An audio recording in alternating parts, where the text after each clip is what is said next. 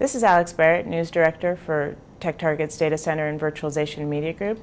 I'm talking today with Rick Vanover, Virtualization Expert and IT Architect, and we're going to talk about virtual infrastructure management.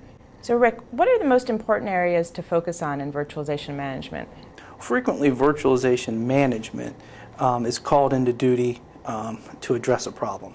Maybe, why is this slow? Or where is my waste in my virtual environment? So frequently in a incident response type of thing, management tools have fit the bill, but management tools are much more sophisticated now. So we can look out for those types of issues, but we can also use management tools to address capacity as far as consolidation ratios or moving workloads around and scenario modeling in ways that just incident response things like DRS or vMotion events would address immediately.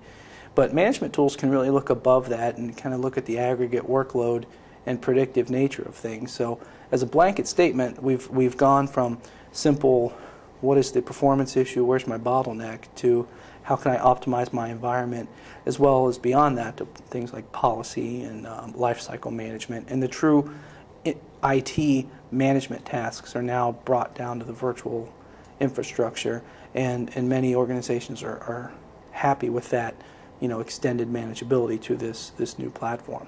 So Rick, there are a lot of third-party virtualization management tools on the market. What are the important functions and capabilities that they should focus on?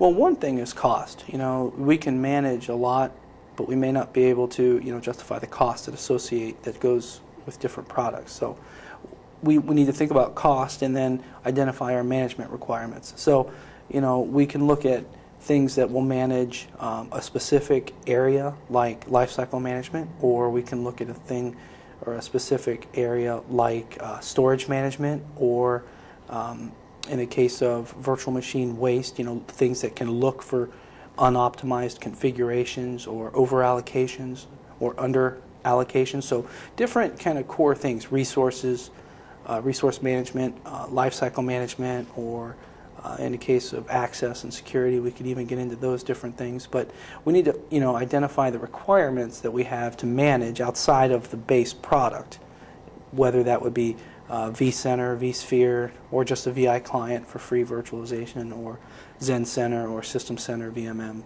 R2. So once we identify the requirements, then we can think about what we need to do specifically, and we'll find that VMware has the richest offering outside of the hypervisor as far as partner products and VMware products in that space. So in this tough economy, are there some virtualization management tools that are relatively cost effective? There are. In fact, I'd even take that a step further and say that there are a lot of great management tools that are available for free. Off the top of my head, I can think of 4 good ones. One is from vKernel. They have a product called Search My VM. It's a virtual appliance that you can download and get running instantly for VMware environments and answer tough questions like, where are my snapshots? Because in the VI client, it's a little bit, in the vSphere client, it's a little bit more difficult to find that on an instant basis. With the Search VM appliance, you can look instantly and see where they are.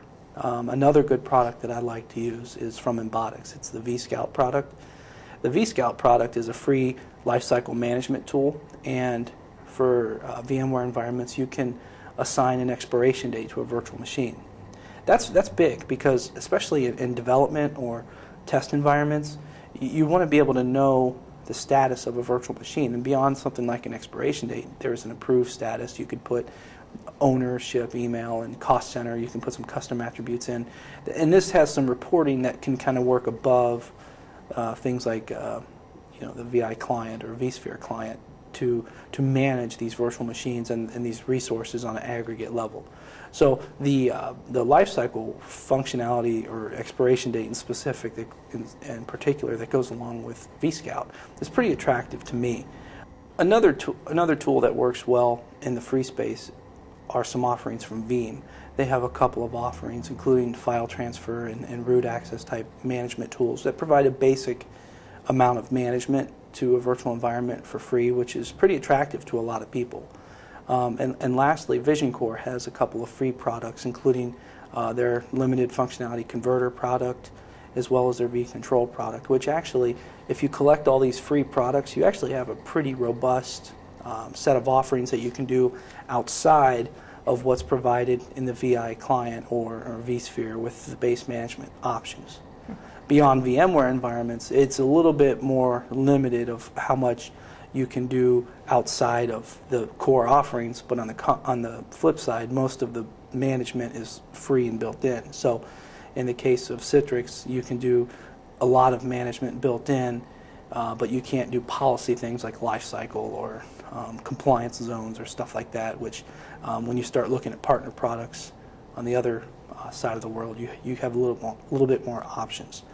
In the case of Microsoft management, VMM does it all, and there's not too much in the way of partner products that pull in things like lifecycle management or security zones or compliance zones and stuff like that. So for the cost-effective shopper, you have the most options for free management in VMware environments, and in most cases you can do almost everything you need with the free tools.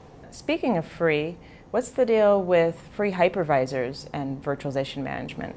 Free virtualization is attractive because it's viewed as a low entry or a non-existent entry cost from the software side. But the free virtualization depends on the requirements of the organization as far as how much management you can have.